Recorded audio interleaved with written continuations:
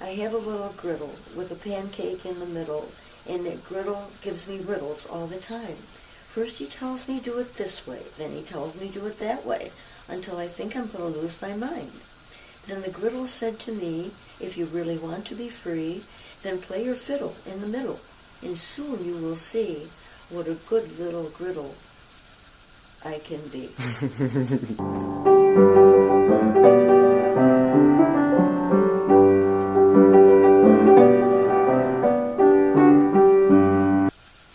All right. I'm here today with the wonderful Joan, BeeBe. Hello. One of Rochester's most finest poets. How about you introduce yourself? How about, is Joan BeeBe like your real name? Joan BeeBe is my real name. My maiden name was Balmer, and my father had a 50-acre farm out in Henrietta. Oh. And I was raised there till I was about 8 years old. Okay. Mm-hmm. Wow. So do you remember how me and you met?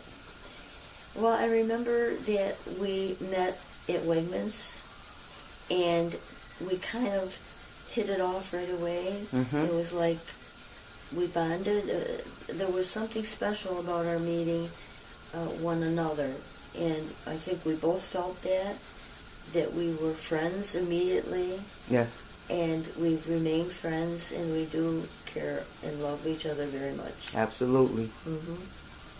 Mm-hmm. Why do you think you're here today? Like, why do you think that I asked you to do this interview with me?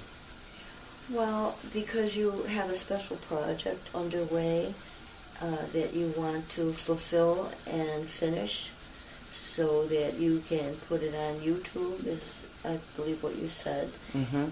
And I'm happy to help you in any way I can, because you're a very talented man, and I think you should be out there. Thank you. Thank you. That's part of it. The main reason is I recently been thinking, like, how can, like, I want to give a gift to everybody that I love. Mm-hmm. And what better way to give the gift of voice, the gift of opinion, meaning. Right. And I know you have an incredible story just by the meetings that we've had, mm-hmm. some of your work that I've read and you shared with me. So mainly I just wanted you to bless the people of Rochester, the people of the surrounding areas with your story. Have you always lived in Rochester? And can you tell us a little bit about your family history? Well, yes. Mainly I have lived all my life in Rochester, except for 3 years. We had to go to the Seattle, Washington area for my husband's job with Kodak. And it was a very unique, beautiful experience. I did get homesick, but I still enjoyed the beautiful surroundings and the opportunities that my family and I had to explore that area. It was just 3 years, but it was a beautiful 3 years. And I was happy to come home again to my roots. And my family, as I said, my father was a farmer, his parents before him, and that I was brought home to that farm with my little brother, came along a couple of years later, and we children had the fun on the farm. The work was done by the adults, and they worked hard. We did come to the city after, when I was about 8, and we were new kids on the block, and the war was on, and my father's last name was German, and I think that the parents were talking about that, and the children used to put rings around us and call us names, and they wrote the German swastika on our sidewalks, and, so I know what, harassment can be like, discrimination. But my brother and I never backed down, and they realized that we were strong and eventually made friends with us, and we played with them. It all worked out in the end. Good. Sorry to hear about that, you know. We've all had to experience something like that. Right. Can you tell us about some of your passions, your hobbies, some talents that you picked up over the years? Well, for one thing, I can't sew, so that's not one of my hobbies. I can't sew. You sew better than I can, I'm sure. Oh, I was a sewing school dropout. But, well, I enjoyed the computer. I learned a lot about the computer. I didn't even know how to turn it on when I first had one. And now I can do a lot of different things. I'm not an expert, but I can do a lot of different things with the computer. I still enjoy my piano. I don't play as well as I used to because I don't practice as much as I should, but I still enjoy going to my piano. It takes me out of this world into a little higher planet, and you aren't thinking about anything else but what you're doing there with the keys and the music and playing. And I also write poetry, and that happened a couple of years ago.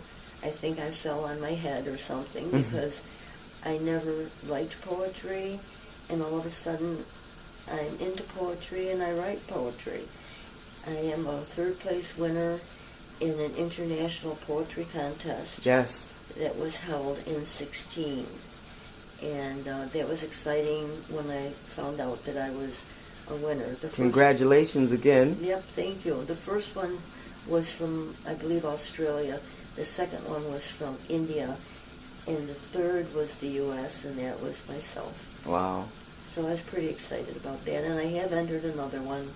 We won't know the results until 18, but I did write on that. And the theme was on universal oneness, which was, you had to think quite a bit about how to write something on that. If you had to choose one of your most favorite poems that you've written, what would it be? I know for me, I think Trains is one of my favorite poems that you've written. What would you say is your favorite poem? Well, I think I have a number of favorite ones, and I have written so many poems that I can't even remember all of the titles to the poems I've written. Obviously, I'm very proud and happy with the theme that I wrote on for the contest in 16, which was on nature, and it really was a nice poem, very nice poem. I have so many, it's very hard for me to bring them right forward in my mind. I have some that have humor, one that is about a cat playing the piano, and it's silly. It's silly, just silly, but beautiful. And that's why I like your poems, Joan. They're simplistic, but yet they have an essence of silliness to them, childlikeness. It's just, it helps you feel good, you know? Well, that's what I really like and want to do with my poetry. I want people to enjoy them and feel good when they read them. Something that might make them smile or lift them up. That's a goal for me. That's the way I like to write. And I did just write one about the winter snow. And it was such a beautiful first snowstorm of the winter. Yes, it was. It really impressed me. It was just beautiful. And so I had to write something about it, and I did. And my editor online, her words for that poem were wonderful and lovely. And I was grateful for that. What are some of the most important, or one of the most important changes that you would say you've been through in life?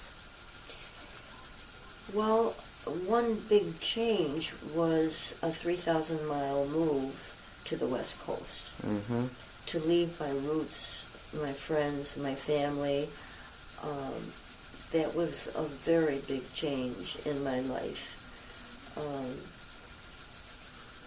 Obviously, getting married and having babies was another big change. I mean, your first baby, you don't know what to do with that baby. It's a learning experience. But I think basically that great 3,000-mile move was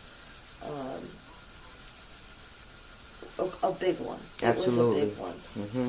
And I do have to say one more about a trip that we took. It was like a delayed retirement trip for my husband. We took it out west, and there's not even enough time for me to tell you how wonderful that trip was.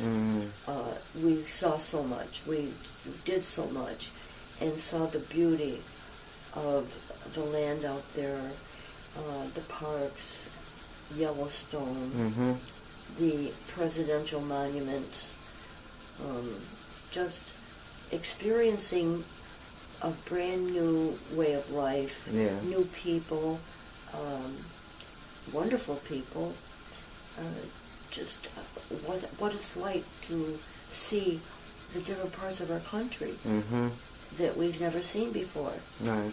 And there's so much right here to see. So I that was a big thing in my life too. Okay. If the world became silent and everyone could listen to what Joan had to say, what would you address the world? Or, what's an important message that you feel like you can pass on?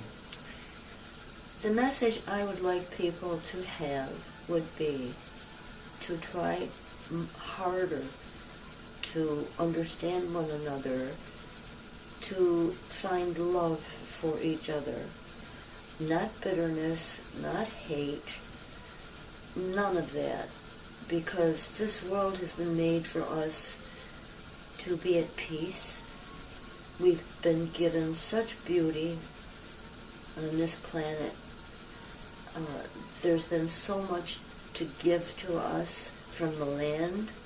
Yes. The hard work of people who nurture the land so that we enjoy the fruits of their labor. And I would really, really want people to try hard to listen to one another, to talk to one another. You may have differences, but you can talk it out. We don't have to hate one another.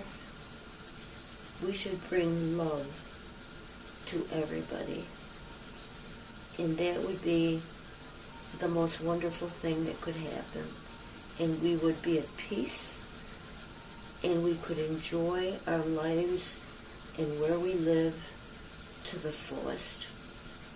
That's my wish and desire for everybody in this country and all over. Very well said. Beautiful. Okay, to wrap it up, if you can have any superpower in the world, what would it be? If I had a superpower? If you could choose any superpower, what would it be? I think I'd like to fly. I'd like to fly with the birds. Because I've written about the birds too. And in one of the poems I say that they are on a journey that only they know. And they know where to find the food and the shelter.